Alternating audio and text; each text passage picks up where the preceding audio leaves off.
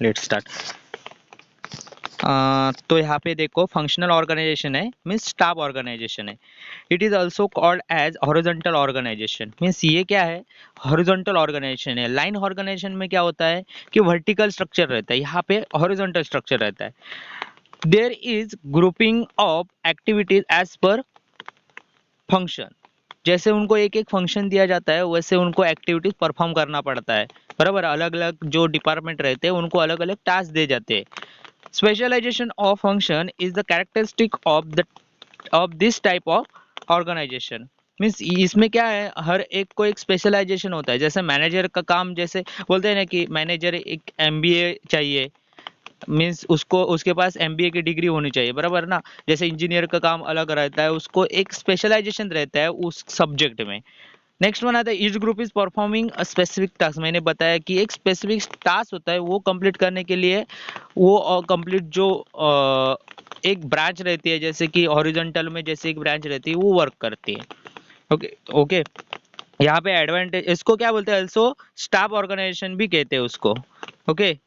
उसके बाद आता है एडवांटेजेस। देखो इसके, परफॉर्मेंस इज बेटर में यहाँ पे क्या रहता है, जो भी परफॉर्मेंस है वो बेटर रहता है, क्योंकि अलग अलग टास्क देते हैं और अलग अलग जो उनके जो अथॉरिटी उनको प्रोवाइड की जाती है, उनके जो टीम रहती है वो अलग अलग रहती है, इसलिए उनके पास जो परफॉर्मेंस है वो अच्छा रहता है।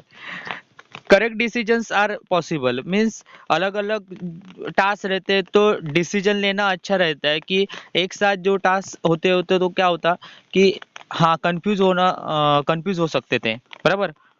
नेक्स्ट वन है यहाँ पे knowledge sharing helps to improve enrichment of expertise. Means जो भी नॉलेज है वो हम वो शेयर कर सकते हैं एक दूसरे के साथ, अलग अलग टास्क के हिसाब से, अलग अलग जो एक्टिविटी है उस हिसाब से।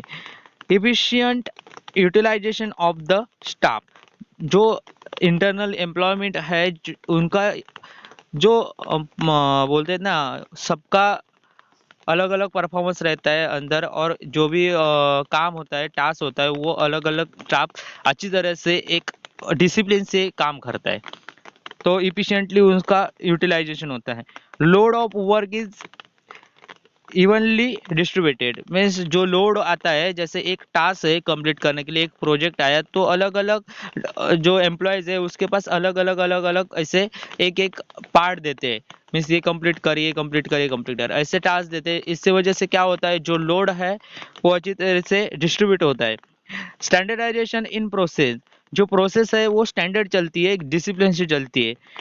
मोर productivity as compare to line organization. Means यहाँ पे क्या होता है, जो प्रोडक्शन है वो ज़्यादा होता है, क्योंकि यहाँ पे एक हॉरिजॉन्टल है, और दूसरी बात यह है कि अलग अलग टास्क परफॉर्मेंस होते हैं। नेक्स्ट वन आता है heavy work load can be handle easily. जो भी हेवी जो वर्क होता है, जो मीन्स कई बार ऐसा होता है कि प्रोजेक्ट वगैरह ज़्यादा, जैसे कि सिविल इंजीनियर के पास ब्रिजेस का वगैरह आता है, तो जैसे वो प्रोजेक्ट आते हैं वो लोड जो आता है वो इजीली हैंडल होता है हॉरिजॉन्टल में। ओके। नेक्स्ट वन आता है उसके डिसएडवांटेज। देखो डिसएडवांटेज में क्या आता है, डिसएडवांटेज में डिसिप्लिन इज लैकिंग। मीन्स कई बार ऐसे होता है कि अलग अलग है, इसलिए कोई काम करने से भी थोड़ा थोड़ा हिचकिचाता है। मीन्स क्या होता है उसमें कि थोड़ा सा डिसिप्लिन भी नहीं रहता उसमें। बट डिसिप्लिन रहता है, ऐसा नहीं कि डिसिप्लिन नहीं रहता, डिसिप्लिन होता है बट थोड़ा सा लैक होता है। नेक्स्ट वन आता है कि everybody is smart. Means specialization होते हैं, हर एक कोई एक्सपर्ट रहता है उसमें। Confusion among staff as there is no single authority. Means वहाँ पे एक ऐसे अथॉरिटी नहीं होती, इसलिए जो स्टाफ में कंफ्यूजन भी रहता है, क्योंकि ये काम कैसे करना है, ये कैसे करना है, वो उनको मालूम नहीं चलता है ज़्यादातर। ओके। नेक्स्ट वन आता है कि डिसीजंस आर स्लो। जो भी डिसीजंस है वो स्लो रहते हैं क्योंकि हॉरिजॉन्टल है, बराबर। एक साथ जो मीटिंग करेंगे उस टाइम जो डिसाइड करेंगे उसके बाद ही डिसीजन होगा। और ये अथॉरिटी कैसे सिंगल है, मीन्स एक ही मैनेजर है वही डिसीजन लेगा, तो कंफ्यूज हो सकता है कि ये बराबर है ये गलत है। दो साथ में है तो समझ सकते हैं, दो मैनेजर है तो एक साथ डिसीजन डिस्कस करके जो एरर्स है निकाल सकते हैं, जो बराबर है चीजें वो पर इम्प्लीमेंट कर सकते हैं, बराबर।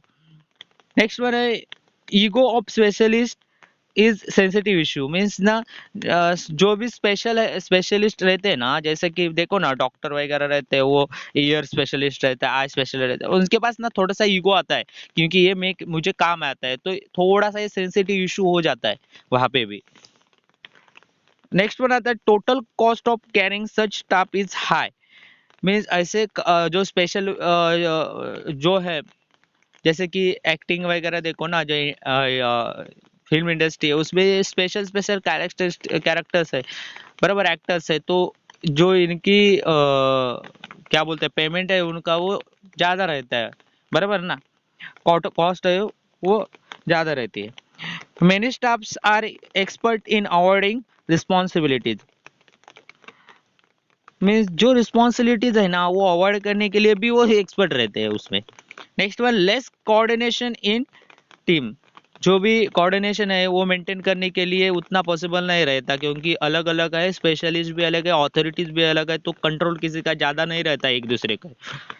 Normally such structure are rigid and tight, means ये रिजिड रहता है और दूसरी बात ये है कि कॉम्पैक्ट रहता है, बराबर। नेक्स्ट वन आता है उसका, ये देखो इलिस्ट्रेशन देखो यहाँ पे कैसे स्टाफ ऑर्गेनाइजेशन का दिया है उसने, एक डायग्राम दी है उसमें, ये देखो मैनेजिंग डायरेक्टर है उसमें, ओके, यहाँ पे मैनेजिंग डायरेक्टर है, उसके बाद सीईओ है, मीन्स चीफ एग्जीक्यूटिव ऑफिसर है। नेक्स्ट वन आता है प्रोडक्शन मैनेजर रहता है, उसके नीचे देखो स्टाफ ऑर्गेनाइजेशन है, मीन्स हॉरिजॉन्टल ऑर्गेनाइजेशन है, क्या क्वालिटी इंस्पेक्टर है, टीम ऑफिस इंचार्ज है, इंस्ट्रक्टर है, रूट इंचार्ज है, मेंटेनेंस इंचार्ज है, डिजाइन यूनिट हेड है, स्टोर कीपर है, टेक्निकल सपोर्ट है, बराबर। और बाद में उनके नीचे जो आते हैं अलग अलग वर्कर्स आते हैं, ओके। देखो एप्लीकेशन कहाँ कहाँ पे है उसका। First one, the functional organization is very rare in industrial sector, जो इंडस्ट्रियल सेक्टर रहता है वहां पे ये ज्यादातर रेयरली रहता है, बट होता है थोड़ा थोड़ा इंडस्ट्रियल में। R&D department, research and development department, सब educational institute, few special department हाँ फंक्शनल ऑर्गेनाइजेशन स्ट्रक्चर, मीन्स जो भी एजुकेशनल में कैसा रहता है कि हर एक जो टीचर रहता है उसका एक स्पेशल सब्जेक्ट रहता है, वही पढ़ाता है, वो अदर नहीं पढ़ाता, बराबर ना। ये ज़्यादातर R&D department, research and development, research में क्या रहता है साइंटिस्ट वगैरह रहते हैं, बराबर ना। जो रिसर्चर रहते हैं वो वहाँ पे क्या है वो स्पेशल रहते हैं उस चीज़ में, बराबर ना। वहाँ पे भी ये सब चीज़ें आती है जो मैंने एडवांटेज डिसएडवांटेज बताया, वो कंसेप्ट आता है, वो चीज़ें सब आती है उसमें, ओके। यहाँ पे डिफरेंस दिया है उन्होंने। फर्स्ट वन है line organization and functional organization, okay. यहाँ पे वर्टिकल स्ट्रक्चर रहता है, यहाँ पे हॉरिजॉन्टल स्ट्रक्चर रहता है। इट इज ओल्डेस्ट वर्जन, ये लाइन ऑर्गेनाइजेशन है ओल्डेस्ट है, यहाँ पे है फंक्शनल में क्या है, इट इज डेवलप वर्जन, ये डेवलप है, ओके। थर्ड यहाँ पे क्या है simple simplest type of organisation, ये सिंपल है। और फंक्शनल में क्या रहता है कॉम्प्लेक्स है, मीन्स ये स्टाफ ऑर्गेनाइजेशन में क्या है कॉम्प्लेक्स स्ट्रक्चर रहता है। लैक ऑफ स्पेशलाइजेशन, यहाँ पे स्पेशलाइजेशन होना जरूरी नहीं है, यहाँ पे क्या है स्पेशलाइजेशन होना जरूरी है, वहाँ पे हर एक कोई स्पेशल है, ओके। नेक्स्ट वन है also called as scalar organisation. Scalar organisation पता है ना, वेक्टर एंड स्केलर कोऑर्डिनेट रहता है, वेक्टर में जिसको डायरेक्शन है, स्केलर में क्या सिर्फ मैग्नीट्यूड है, जैसे उसको एक मैग्नीट्यूड की वजह से चलता रहता है वो organisation. It has also staff organisation, okay. Next one high level of discipline, यहाँ पे डिसिप्लिन ज्यादा रहता है, वहाँ पे लैक ऑफ डिसिप्लिन रहता है। Next one decisions are quick, decisions are slow, okay. Next one confusion is less, यहाँ पे जो लाइन में कंफ्यूजन नहीं रहता ज्यादा, यहाँ पे कंफ्यूजन रहता है ज्यादातर, वो अलग अलग स्टाफ रहते हैं, स्पेशल्स रहते हैं। नो नॉलेज शेयरिंग, यहाँ पे शेयरिंग नहीं होता ज्यादातर नॉलेज का, यहाँ पे नॉलेज का शेयरिंग रहता है। Next one problem of dictatorship, means यहाँ पे प्रॉब्लम रहता है एक डायरेक्शन की वजह, ईगो, यहाँ पे ईगो का प्रॉब्लम रहता है, बराबर।